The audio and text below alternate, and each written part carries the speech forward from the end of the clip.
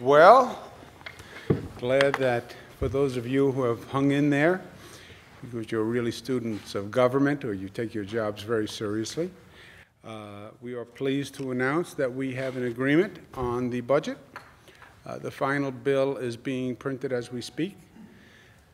It has been gone through by both houses. It's been approved by both houses, and it literally is going to go into print.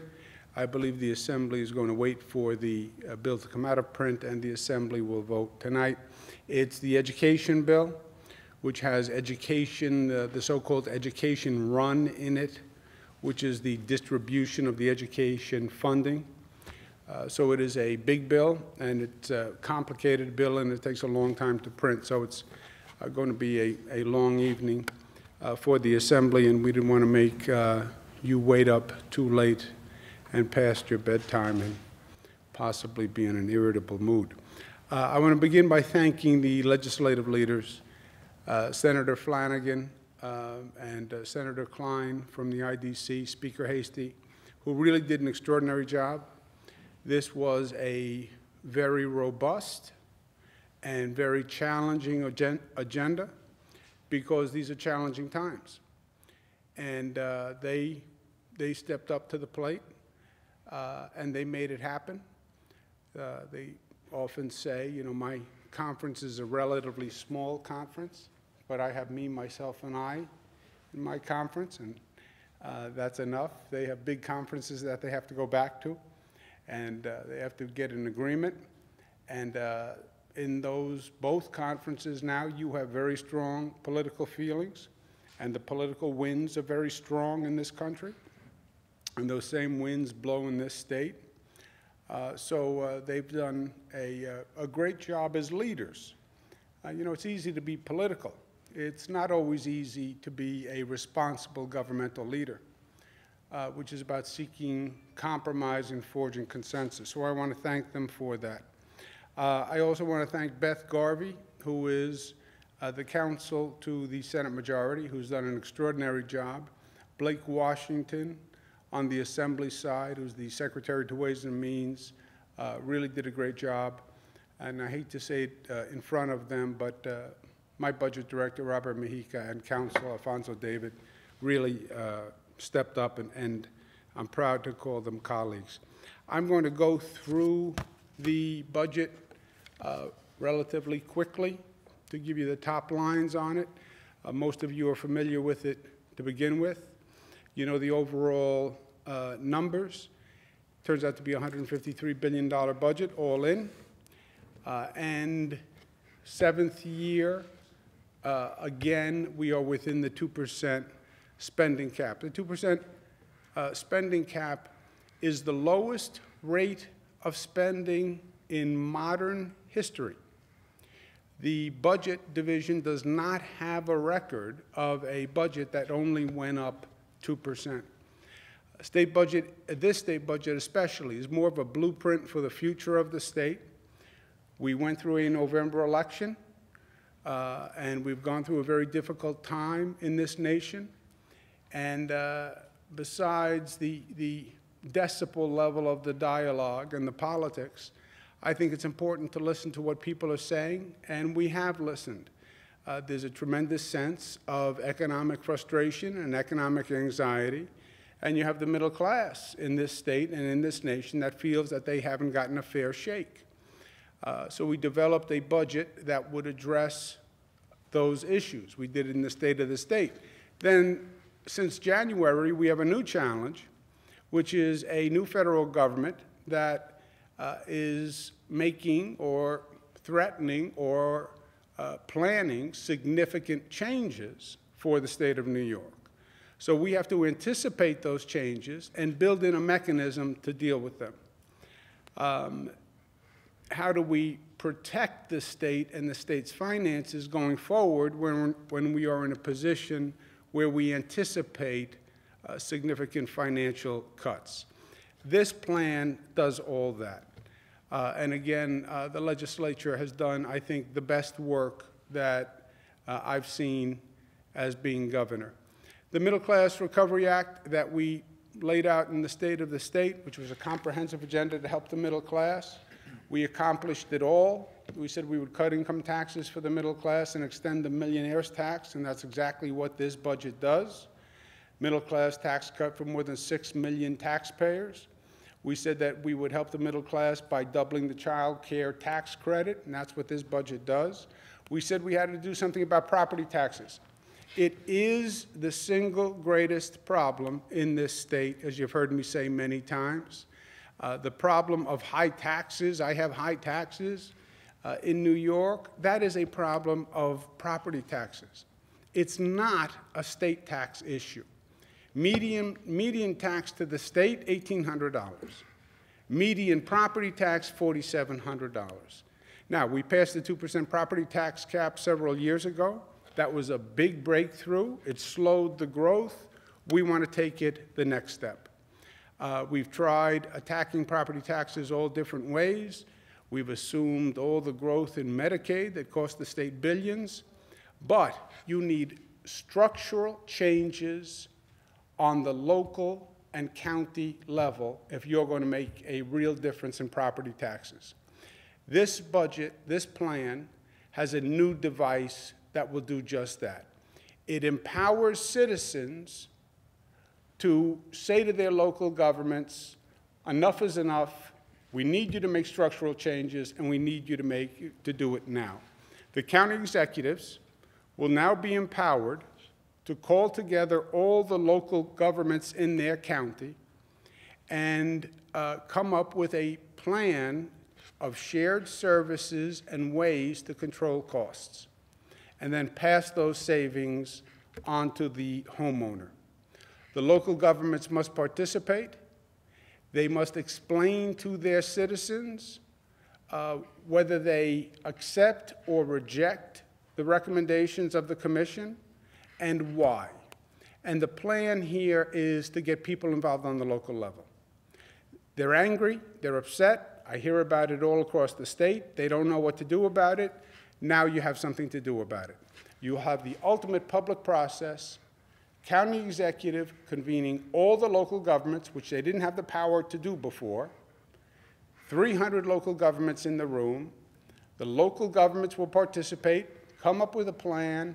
Each local representative will have to explain in writing to the people in their district why they voted yes, why they voted no.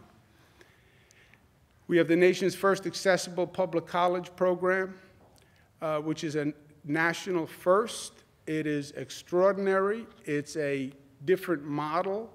It says what we thought of high school 50 years ago is the way you should think of college now. Why do we have free public college? Free public high school.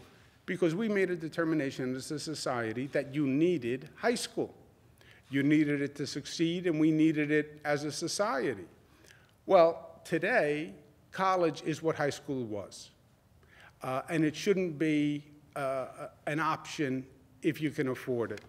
And this will make college accessible, tuition-free, families up to $125,000, which is 80% of the households in this state will qualify for Excelsior Scholarship. You want to talk about a difference government can make? This is a difference that government can make. There is no child who will go to sleep tonight and say, I have great dreams, but I don't believe I'll be able to get a college education because mommy and daddy can't afford it. Every child will have the opportunity that education provides. We have also started a new program that further brings down the cost of college by investing $8 million into low-cost options for books like e-books. Think about it. Students now spend thousands of dollars on books. Why?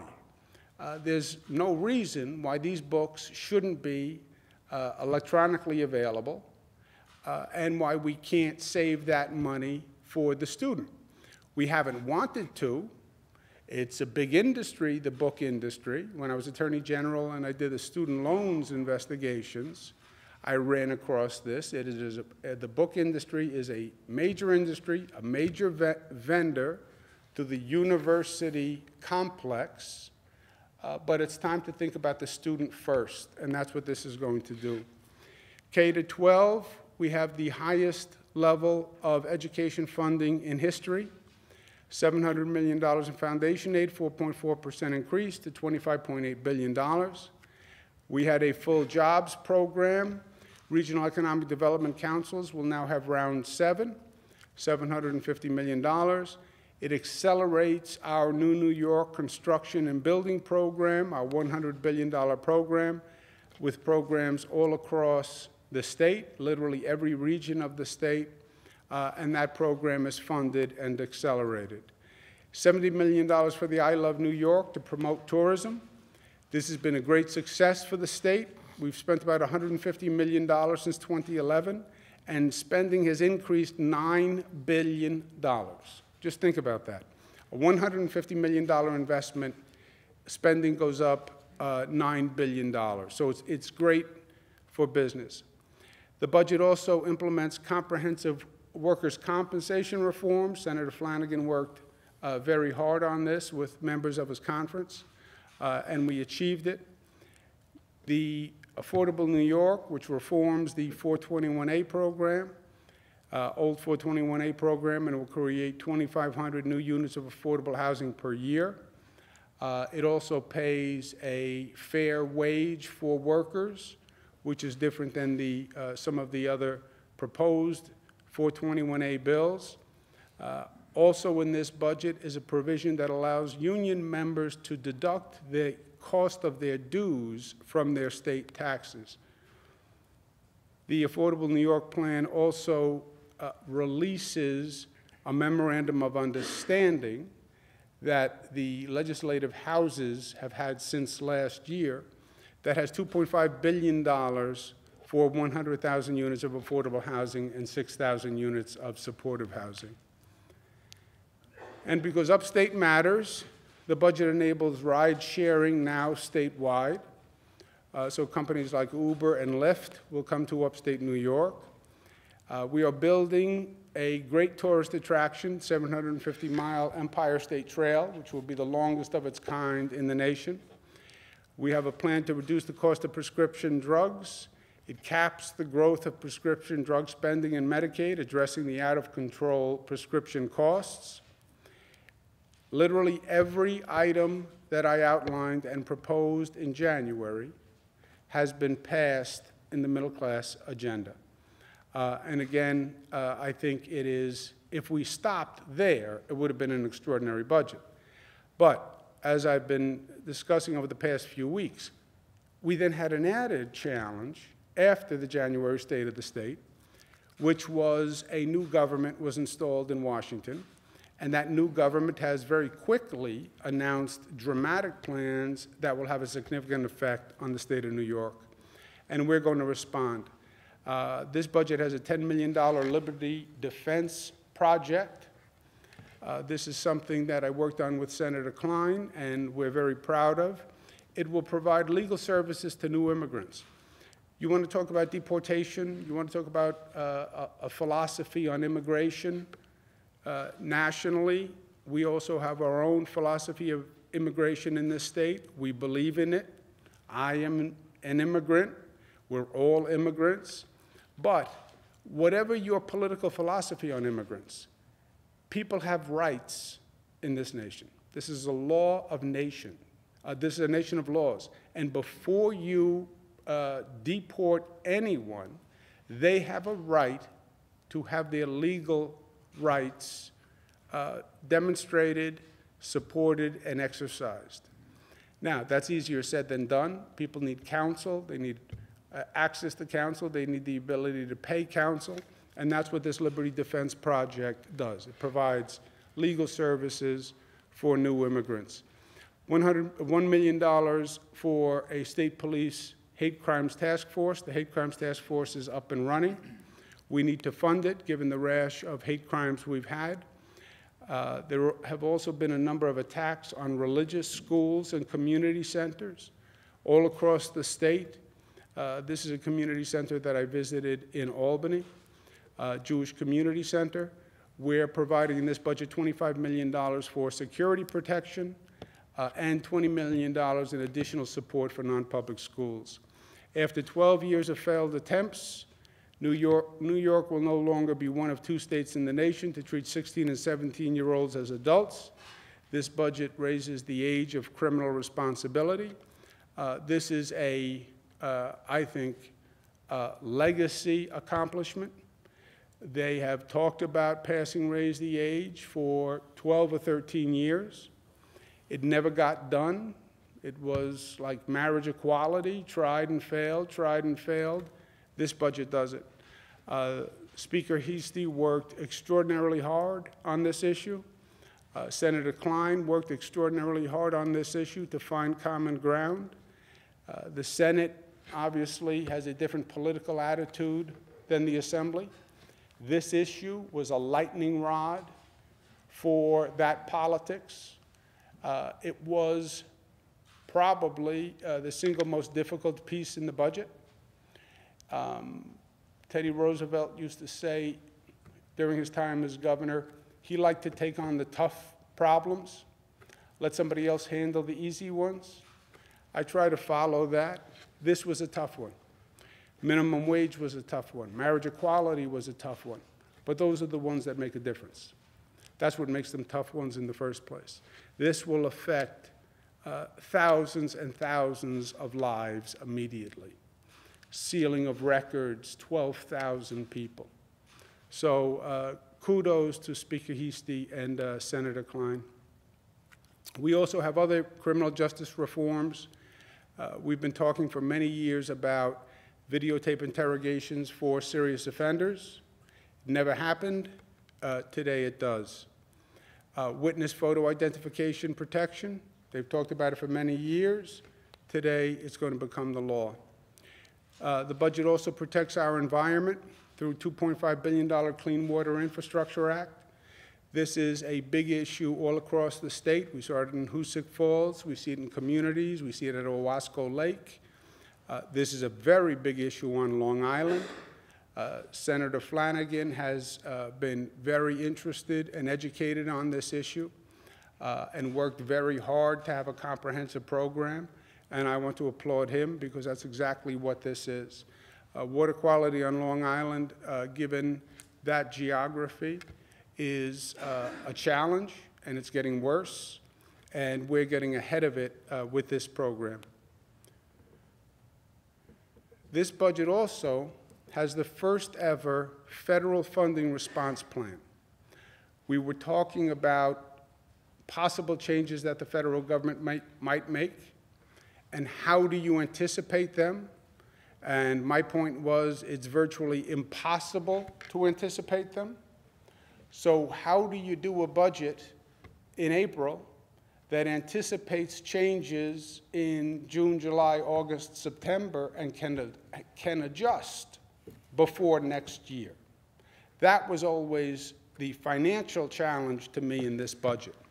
This budget has a device that we've never used before. If the federal government enacts cuts to the New York state budget, either by passing a budget, federal budget, or continuing resolution, or, by the way, agencies make cuts, departments make cuts with administrative capacity. The federal government doesn't have to pass a budget to cut funding. They can just have a department cut funding.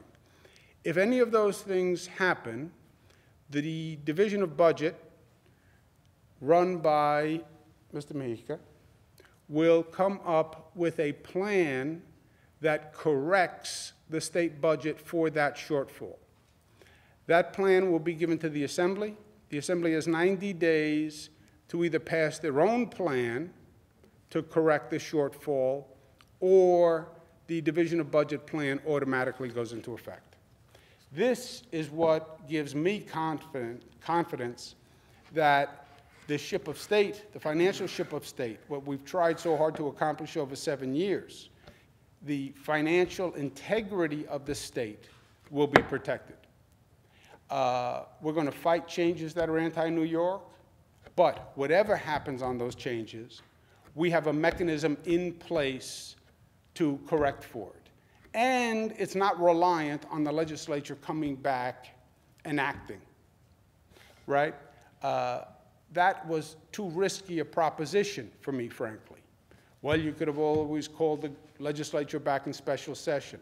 Yes, but legislatures are not always quick to convene, they're not always quick to agree, and they're never quick to cut funding, right? Legislatures prefer giving out money, not calling up and saying, I need you to return the money I gave you.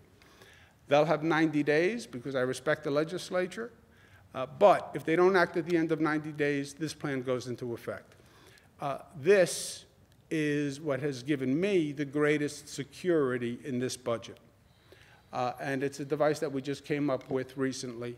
And if we didn't have a device like this, I believe it would have been better to leave the budget open throughout the year, so for sure you could adjust.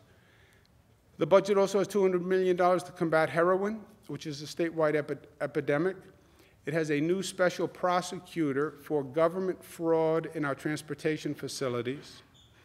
It affords the NYPD fair disability benefits, which is something we've been talking about for 2 years. But now we're going to treat the NYPD fairly. God forbid you have a disability with a new police officer who pays the ultimate price. Their family should be protected. This budget also has an indigent legal defense program reform enacted, autonomous vehicle testing regulations. These are difficult days. They're very political days. You look at Washington, they're talking about nuclear options. 200 years of Senate tradition goes out the window. New York is not immune to the politics.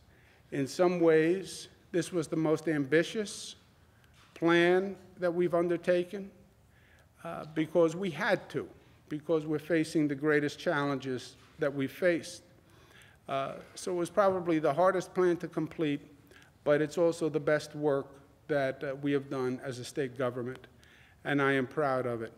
And at this time when people are floundering and states are floundering and people are wondering which way to go, I say once again, look to the state of New York. This plan points the right direction. I once again want to thank all the members of the legislature who worked so hard over these past few weeks.